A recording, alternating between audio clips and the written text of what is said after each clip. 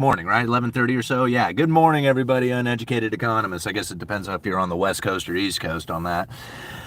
In today's video, we are going to be talking about the recessionless recession. I pretty much have come to the conclusion that the bailout has already taken place and that what we are going to experience is the leftover effects from that bailout going into the next downturn, and that the typical bailing out of corporations or people or whatever, governments, all that other stuff that happens, all the government bailouts, I guess I should say, isn't really going to take place in the next downturn. Like, we're not going to have the massive unemployment like we had experienced in previous downturns.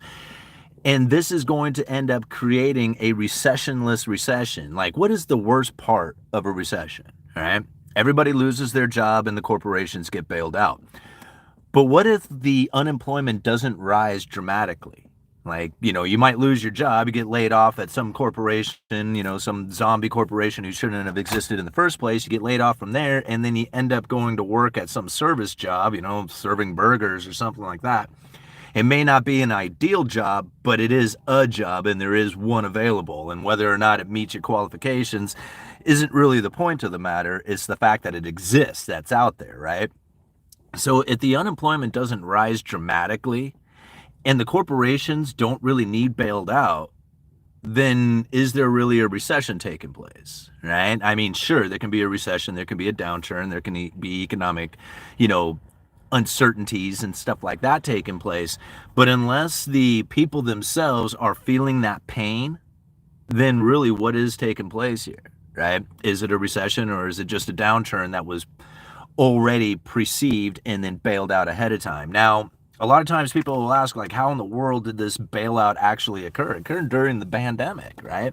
I mean, think about like some of the statements that come from, the news articles you read. Excess savings. Still, like, the economy is still rolling off of the excess savings, right? That excess savings was the bailout. Like, it was a bailout during the pandemic. And I know a lot of times, what we heard was that everybody was going to blow that money right away. No, a lot of people saved it, right? They held on to that money knowing that there was uncertainty coming and that they could offset their, cost of living increases due to the inflation with the added savings that they had. I mean, this is something that I had done a video on. It was a very popular video here on this channel. It said the rich have no idea what the poor will do. And I was pretty accurate in that video when I did that description of it, saying that people would hold on to this money, not just dump it out there. I mean, a lot of people, when they think of like low income or low wage earners, that they're somehow not smart, right? And that is simply not the case. I mean, that is not there. And it does seem that way because people who do have money or have access to, a decent income, and they can make their payments, like their bills and stuff like that, they look at people who can't do it as somehow they're not intelligent. That's not the case, right? There is all kinds of circumstances that put people in a position in which that they may not be able to pay their bills, or they just don't earn enough, or who knows what life circumstances had hit them with, right? It's not a matter of being intelligent or not being intelligent, right? But when you're sitting in a situation in which that that there's going to be uncertainty coming, and that your wages barely make your bills, and you all of a sudden get hit with a stimulus check, a lot of times people are like, man, I'm going to hold on to that just in case, or at least a chunk of that. Okay? And this is what we experienced from the excess savings coming into the economy right now. So really, the people themselves are bailed out. Like, they were bailed out with that excess savings. And right now, although you have unemployment, kind of rising and layoffs picking up, it's not dramatic. It's not in a dramatic fashion where people are like, oh my God, look at all the unemployment that has taken place out there. It's hardly at all. In fact, I was just talking with a business owner who has, he does groundwork, excavation work, stuff like that. He says he has 3 dump trucks right now that are not running because he cannot find drivers for them. Like, straight up, that's a decent job, right? I mean, truck driver, it may not be a decent job for everybody, but, you go and get a CDL license, that's a pretty good paying job, really, And so this is really what I see is happening out there, is that even though we have the layoffs taking place, we're not going to see that dramatic rise in unemployment like we would typically see in a recession. That's all been pretty much taken care of, right? or bailed out and essentially ahead of time. And now when we think about the corporations being bailed out, we already talked about this a million times with the special purpose vehicles during the pandemic, right? That special purpose vehicle, the corporate debt lending facility, set up an environment in which that everybody in the market believed that the Federal Reserve was going to be front running, or I mean, the Federal Reserve was going to be buying into corporate debt, and the market tried to front run that, right? So they were buying into corporate debt, driving the yields down and the prices way up. These corporations were gorging on incredibly cheap debt, right? That they could just go out there and just like pretty much borrow like no tomorrow. And the yields that they were paying on this debt was really low. So the bailout for corporations had taken place during the pandemic with the establishment of that special purpose vehicle.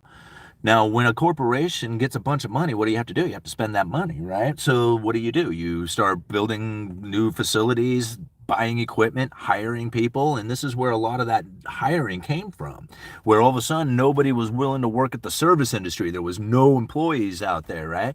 Yeah, there was a huge retirement that had taken place that pulled a lot of workers out of the market, but in my opinion, it was more that overzealous zombie corporations with all this new money that they got off of this cheap debt, and they went on this hiring spree, and they just pretty much wiped out all the workers that were available out there. So now this is where the corporations got bailed out and is going to end up helping the unemployment part of things when it comes to the recession part of like being the worst part, right? Was when the unemployment rises. Well, it's not going to happen in the same fashion. So this is where I see like the soft landing that everybody's talking about. It was already pre-done. Like they don't have to do anything at this point. They can like sit on their hands and just watch it all take place. And that's like really what we can experience or what we can expect from it. And really from their own words and their own statements, like even if they were to drop interest rates, think about this for just a minute though. Like, even if they were to drop interest rates sometime at the end of 2024, or even halfway through 2024, the effects of that interest rate drop, that lowering of interest rates, takes time to actually hit the market, like to get into the economy. So, I mean, it hits the markets right away, but it takes time to get itself into the economy and actually establish itself there. So even if we were to think about like what has been stated inside the mainstream media right now, we have until 2025 sometime before we start feeling any kind of effects from lowering of interest rates. It is so far out there that anybody who is like making decisions on it right now based on that is literally being based off of credible threats, straight up. Right? And all the markets, all the things that you are seeing, all the treasury adjustments, the yield on the 10-year treasury coming down and all that other stuff, literally all credible threats, every single bit of it, right? It is all the market's perception of what it is that is going to be taking place into the future based on the mainstream media's narrative that is being put out there. But when we think about this recessionless recession from what had happened during the pandemic and creating the situation that we are now in, where we may not have the unemployment rise dramatically and corporations have already been bailed out, like we're experiencing it. This is it. This is how it's coming down. Right? Okay, let's find some questions up in here. Thank you all for being in the live stream today. We have 187 people watching right now with 23 likes. Please go hit that like button. We'll get the algorithm to pick the video up and send it around YouTube for more people to join in on the conversation. I always appreciate it too. Any kind of engagement that you do within the channel itself, whether it be a comment or a thumbs up or thumbs down. I mean, either way, if you thumbs up or thumbs down the video, the algorithm likes it both ways. So, I mean, it's about the engagements. Lumber update. Price on tools going up or down. I need to buy a few nail guns. As far as the nail guns themselves, I mean, there's hardly any markup on them. So it's like if you have like any kind of drop in price on it, it's probably because there was an overproduction or somebody has bought in like a big bulk amount of them. But just to kind of let you all know, like, I mean, from somebody who works at a hardware store, I sell power tools for a living. There is no markup on power tools. Like, a saw, like, a $200 saw, I might make $8 on it. Like, it's like literally there is no markup on power tools at all. It's something you have to have there because it's part of the industry. Nails themselves, on the other hand, those can have, those can have quite a bit of price variations to them, and there is a fairly decent markup on them. So there's a lot of room that you can move on side of like hardware, like nails and stuff like that. The lumber market. Let's talk about lumber for a minute, because this is pretty interesting what's happening right now. Lumber is still in my opinion, is still very low production, low inventory for what it should be. We're having difficulty still sourcing out a lot of wides, like the 2x12, 2x10, and the longer lengths. Uh, just recently, 2x12 pressure treated 20-foot longs unavailable. Can't find them, right? So, the inventory gaps, right? It's not like before when we had this huge like inventory depletion and there was no lumber to be found anywhere. It's not like that at all. But there is gaps in the supply chain. Like you can see holes that are not easily filled. The mills, when they are in low production, when they are curtailing, they are running pretty much only the most popular lumber. So they're going to run 2x4, 2x6, they're going to run studs, they're going to run plate stock, like the random lengths. Those are going to be the popular ones because that's the ones that are selling the most, right? All the other stuff is lesser lumber, or at least not as much volume going out. So when it comes to these mills, they're going to produce what is most popular, and they back off on a lot of the other stuff that is in demand but not as high, right? So wherever the demand is, that's where the mills want to go to. Now let's think about this for just a bit, because there has been a huge slowdown in the new construction market, right? Now, when I mean by a huge slowdown, just comparatively over the last couple of years, if you take a look at something like the building permits, like if you type in building permit for like single family homes on the Fred chart, right? The Federal Reserve Education site there. If you punch that in there, you're going to see that there is definitely a lesser amount of permit issuance that has taken place, say, in the last couple of years, but it is a lot more than what has taken place in the last 10 years, right? So there's definitely a lot of permit issuance that has taken place comparatively to, say, like 2017 or something like that. But it is down dramatically from where it had been, say, just a couple of years ago. So the building has slowed down, but it's starting to pick up a little bit, right? Not dramatic, just some. This is what's interesting about it, right? Is that that there is a demand for houses out there. No matter what people say, that there's an oversupply of houses or the housing market crash or whatever, fine. Just whatever you want to believe, right? That's go for it, right? But there is the certain current condition that we are in right now, and there is a lack of homes out there, right? There's a lack of inventory, and this is what's keeping the prices elevated. No matter what people said about the rising of interest rates crashing the housing market, it didn't happen, right? It hasn't happened. It's happening in some areas. You can see dramatic price, decreases. But the builders themselves, like the builders sentiment, which came out the other day, is starting to improve. It's not positive, but it's getting better, right? So this is, again, like if you take a look at the bigger picture of it, not what you think should happen, but just what is happening, is that the idea of lower interest rates are coming into the future, which means that refinancing is a better possibility, which is going to encourage people to want to buy homes, right? Lumber prices are low, right?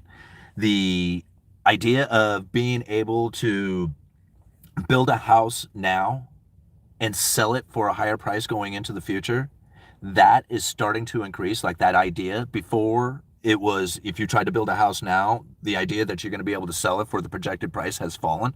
That's what has occurred over the last couple of years. That's no longer the case anymore, right? So like the idea of house prices bottoming out is starting to hit the markets, although you'll find a lot of people disagreeing with that, but I just find that to be the case within the narrative that I'm listening to. So let's follow lumber, right? Keep an eye on lumber. It can tell you exactly what's going to happen within the housing market. If you start seeing lumber prices dramatically moving up, I mean, we're at like 550, a little over 550 per thousand right now, which is a pretty average price considering what we have experienced over the last, even 10 years, right? And we have to also understand that the new futures price actually has incorporated rail costs going to Chicago, right? Because before it used to be a distribution hub up in the Pacific Northwest, up in the British Columbia area. right? So now it's got this added cost going into it, which means that it should be higher priced than what it was back even in 2018, right? I mean, they changed this way they do these futures like 6, 7, 8, no, maybe about a year ago, not quite a year ago. So at 550 per thousand, this is a very average normal price. If we start seeing this lumber price move up to 600, 700, 800 per thousand, and we're going into the summer at 8, 900 per thousand, I can tell you that there's probably going to be a major housing boom taking place right then, right? And you can just see it because of the tight inventory levels and then the demand going into it. Now, I'm not trying to say that's taking place. I'm just saying keep an eye on lumber because it's going to be very, very telling of what's going to be taking place going into the future, right? Home building is probably one of the biggest manufacturing jobs here, or manufacturing industries here in the United States. You think about it, it's almost all 100% American made, stays in America, American labor, American products, American everything, right? So if there is a booming housing market, construction market, then you know that's going to be very beneficial to the economy itself. And I believe that if you follow lumber, you're probably going to be seeing the initial signs of that boom taking place there, right? And right now, I mean, sitting at 550 per thousand, it's still very average, but it's starting to move up. Um, I don't know. Is that enough of a lumber update? All right, moving on. All right. Unbelievable. So many people here make no sense. Okay. The barber said hairline is in a recession. Okay. Don't forget that people are carrying record credit card debt. That hurts the consumer, which hurts the corporations. Yeah. A lot of people didn't need stimulus. Red or blue, it won't matter to you. The rich will get richer and you will get the bill. Yo, yo. I can't pay. I'm dumbass. Okay. Recession is unavoidable as more inflation is coming. Wages have kept up with inflation, and when the price of gas explodes, it's over. So why would gas explode? Like that's something that I find very interesting because I remember when the inflation was running up and oil prices were moving up and everybody was just like, oh man, there's going to be $300 a barrel and people are going to be paying $15 a gallon for gas, and what are you going to do when that happens, and what are you going to say? And I'm like, if gas goes up to $15 a gallon, nobody's going to be driving, and therefore there's going to be no demand for gasoline, and the production of oil is going to be way overproduced, and the price of it is going to crash. So we see a barrel of oil is like, what, $75 a barrel? I mean, didn't it peak out at $150 a barrel back in like, I don't know, 2005 or something? You know, it was like, I mean, it's not even close to its all-time high. Oh, and by the way, for those of you who ask me about my portfolio, my investment portfolio, I did pick up ExxonMobil the other day, not much, just a little bit. So I'm going to start dollar cost averaging into that for a little while. It is at the recommendation of a buddy of mine who suggested, he says, hey man, I don't know if you've gotten into any energy stocks, but ExxonMobil might be one to take a look at. So I dipped a toe into that and bought a little bit of ExxonMobil. I need to take a dump truck. Okay. I just realized he's in the Ford Explorer I used to drive. There is a deeply Semitic influence in the press. Yeah. Welcome one, welcome all. Good to see you here, all-nighter. All right, I like my debt. I like my women. I like my debt. I like my women. Okay. It's not a labor shortage. It's a failure to pay people what they're worth shortage. No, that's not it, man. Failure to pay people what they're worth. Let me think about that. Never in a time, never, ever, ever, ever, ever have I ever had a job that ever paid me what I felt I was worth. Ever. Not once. Not one time, except for maybe YouTube. Sometimes I get paid on YouTube where I feel like I'm getting paid what I'm worth. But never have I traded time for dollars. Never have I done anything except for maybe some of the freelancing private things that I've done. Like, I'll build this thing for you for whatever price. But never have I ever traded time for dollars in which that I felt like I was being paid what I was worth. Never, right? And never did I ever expect anything from my employer other than the ability to pay my bills. or what it is that they promise to pay me per hour. Never once did I ever go to them and say, hey man, things are really tough out there. I need you to pay me more. I never said that to my boss. Not once. If I needed more money, I would go find some other work. I would go find side hustles. I would go drum it up. It's not up to my employer to pay me, right? It's up to me to figure out how to get me paid, right? And if it's like my lack of skills that is keeping me from being able to earn more money, then it's up to me to figure out more skills, right? It's up to me to figure out where the side hustles are. It's up to me to grind every single day. It's not up to me to put 8 hours in and call it good and say, man, it's my boss's fault for not providing me with the wages that I can now live off of. That's not their job. Our job is to figure it out for ourselves. And if our job doesn't pay us enough, then we got to go hustle more or figure out a better job or learn better skills. But it's not up to our employer to pay us more. The moment that we put that expectation on them, we will suffer. Suffer big time from it. Don't do it. Don't put expectations on them, right? Besides, they'll never meet your expectations ever. You will always be dissatisfied. So don't do it. You know, it's not up to them to pay you a living wage. They should, right? I mean, it would be nice if they did, but that's not up to them, right? It's up to you to figure it out. All right. Just part calling 11 on the dice. All right. Santa, some contracted app is on this year. You have something wicked this way coming. All right. Who was hiring low-skilled workers during the pandemic? I recall people saying at home and laid off. You don't remember all these people getting like these jobs they didn't need degrees for, or unqualified. They were basically, I remember reading about it. Like, you know, they couldn't find anybody to work at McDonald's, and all these, you know, corporations were just hiring people just to hire them, you know. Wow, 300 people up in here? Right on. With 300 people, we should have the like button well over 100. Come on, go hit that like button. We'll get the YouTube algorithm to pick this up for a few more, like 10 more minutes. We'll be out here, and we'll get more people in here leaving comments. Hey, buy gold and silver. Yeah, I'm a big fan of gold and silver. Dollar cost averaging into gold and silver, cryptocurrencies, you know, to me, like getting out of anything that has that third-party claim attached to it. Like if you have to check an app to see how much money you have or see where your portfolio is, if you have to get an email, if you have to call somebody, that's not secure, right? That is not a secure place. Now, it is somewhat secure in the sense that you may not lose it and, like, you know, accidentally like lose your private keys, lose the combination to your safe, have it stolen or something like that.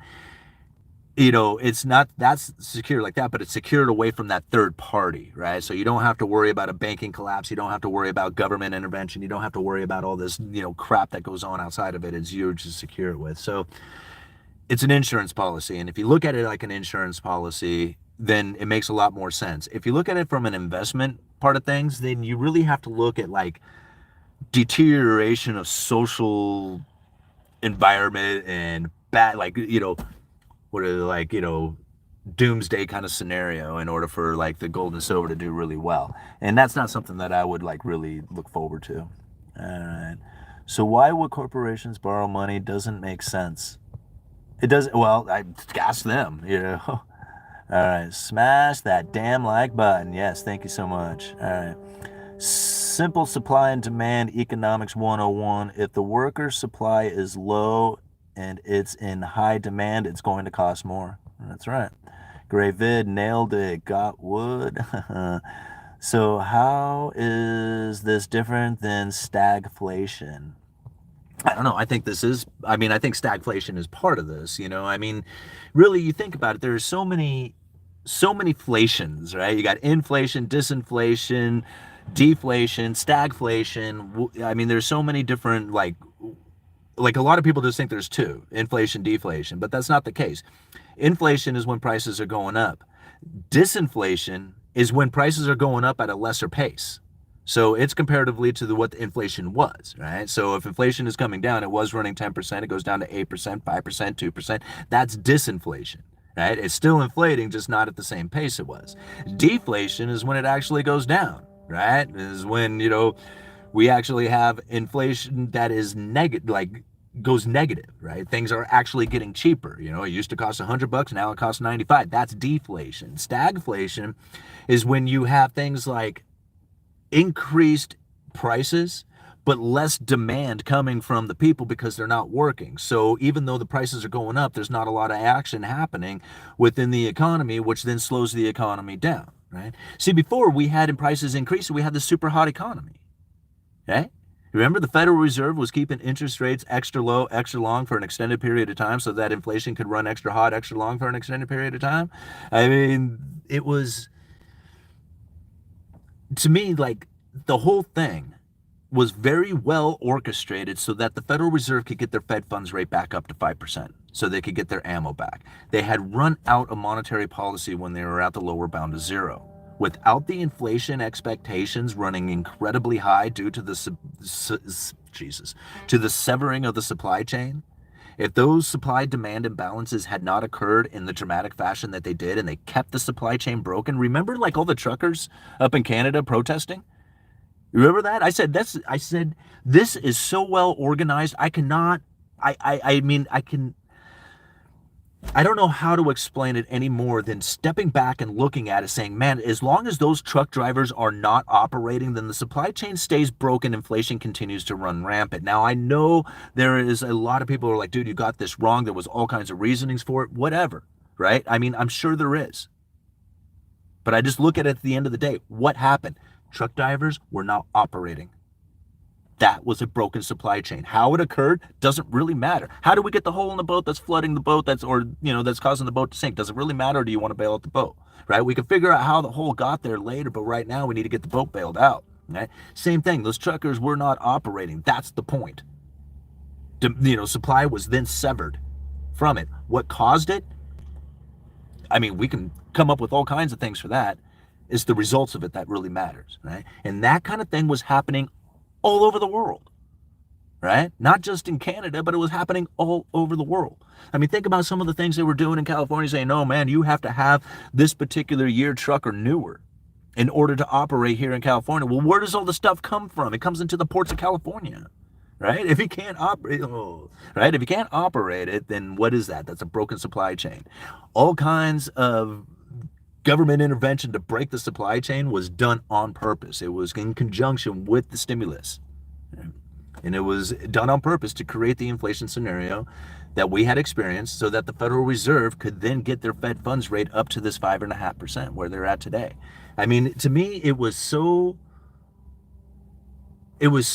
easily like, for me, it's easy to explain because it was just like, it was done so like magnificently well, even the propaganda coming out of like the mainstream media was just overwhelming. I couldn't believe how many people were coming to me with insane amount of stats on COVID, right? They were like, oh man, this, and they were like listing off all these things like they had been doing research for 20 years on this stuff. And I'm like, where'd you get this information? And they're like, oh, last night on the news, And I'm like, and I'm laughing about this. And I'm like, man, if I was to follow all the information that I get off of like just the mainstream media, I would be so confused. I would be so confused on what's happening out there because they are intending it to be confusing. They want people to believe in a particular fashion in order for them to be able to conduct themselves the way they do. Right? And it's obvious to me, like, the Federal Reserve absolutely needed for their own survival, they needed a higher inflation expectation. Without it, they were going to fail. They totally got it. Everybody who fell into the hyperinflation, the Fed failed, totally complimented the Federal Reserve and their efforts. All right? Everybody who, if you take it on that they were doing this on purpose to create the inflation scenario, to let inflation run extra hot, extra long for an extended period of time, and we all knew it, we all knew deep down inside exactly what they were up to, it wouldn't have worked. It wouldn't have worked. We wouldn't have had the high inflation expectations. We all would have held back on our monies. We all would have conducted ourselves in a much different fashion. But so many people were convinced that the destruction of the dollar, cash is trash. Inflation is going to kill you, right? You are going to die from inflation. People believed it, and it worked.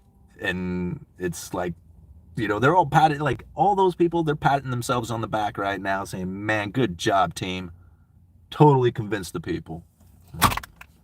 It's sad. It's sad how well it worked, right? And that's what blows me away is that, like, when I come out with the strategy, when I think, how long am I into? Okay, I got to quit here in just a minute. I got to go back to work. But when I came out and I thought about the strategy and I kept piecing it together and I kept seeing it and I kept doing the timeline over, and it was like, no, man, these things were happening one right after the other, and it led right up to this. The issues that they had, what they did to try and alleviate those issues. Now that they are conducting themselves in a way that has their ammo back, it all makes so much more sense to me. Right? Everybody who is confused by this, they really need to go back and watch some of the economic breakdown video I did. And that one was really good. It really tells the story of what had happened, right? How the Federal Reserve was failing, how the government in the pandemic was used to bail out the corporations, bail themselves out, reestablish the financial system. It all makes so much more sense. There's no confusion to it. It was well orchestrated. Okay? All right, guys, I gotta go back to work. I want to hang out here because there's 320 of you.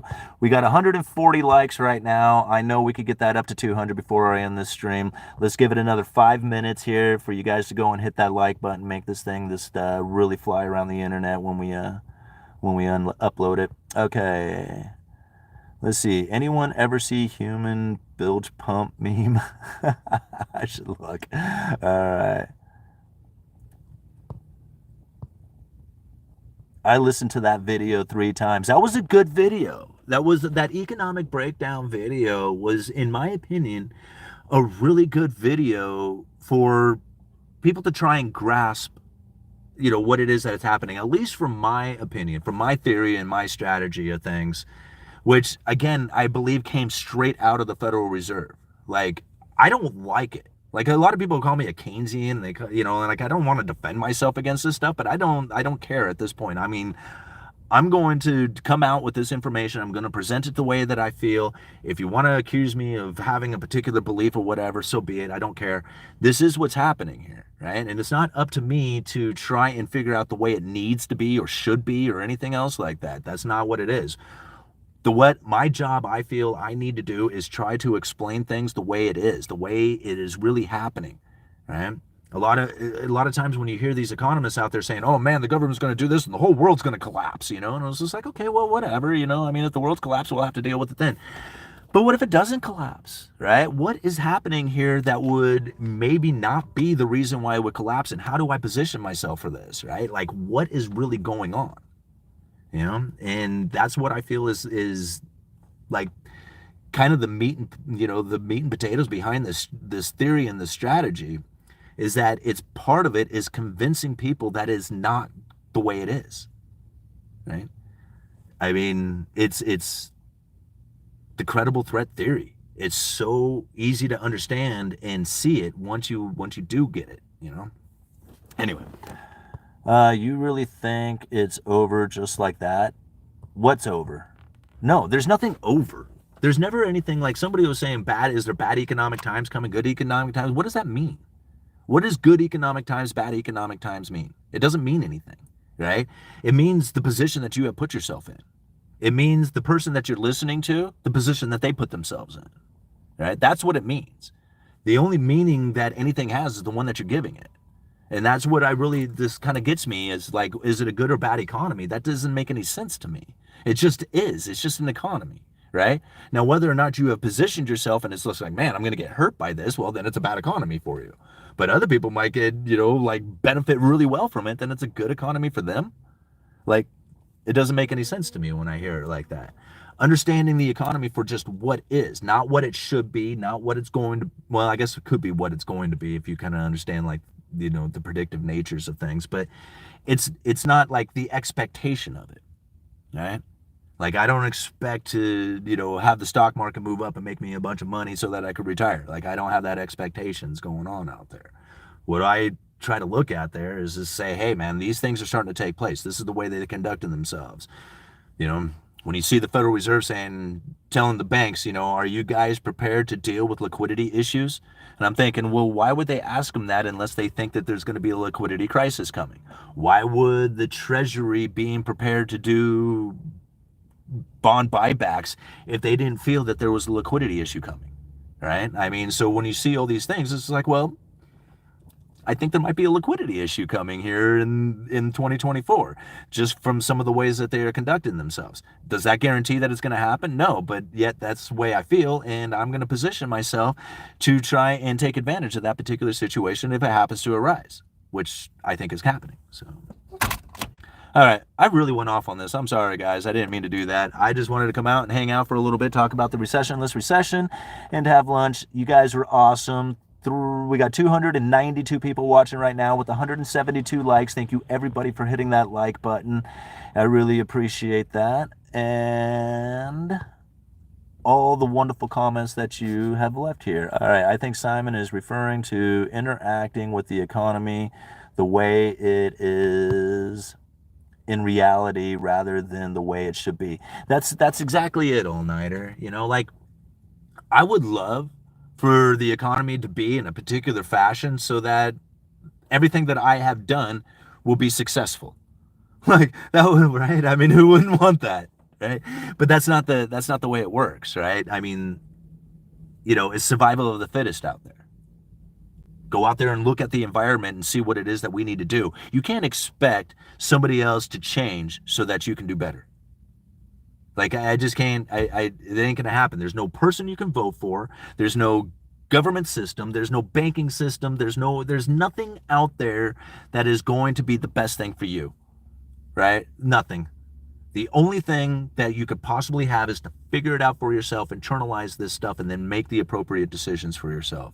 That is the only way this can happen, right? The moment that you rely on the perfect politician or the perfect interest rate or banking system or something like that, you'll begin to fail, right? That's where the failure is. So internalize this stuff, take it in, understand what it is for yourself, and make the best decisions. Okay. Uneducated Economist, you guys let me know.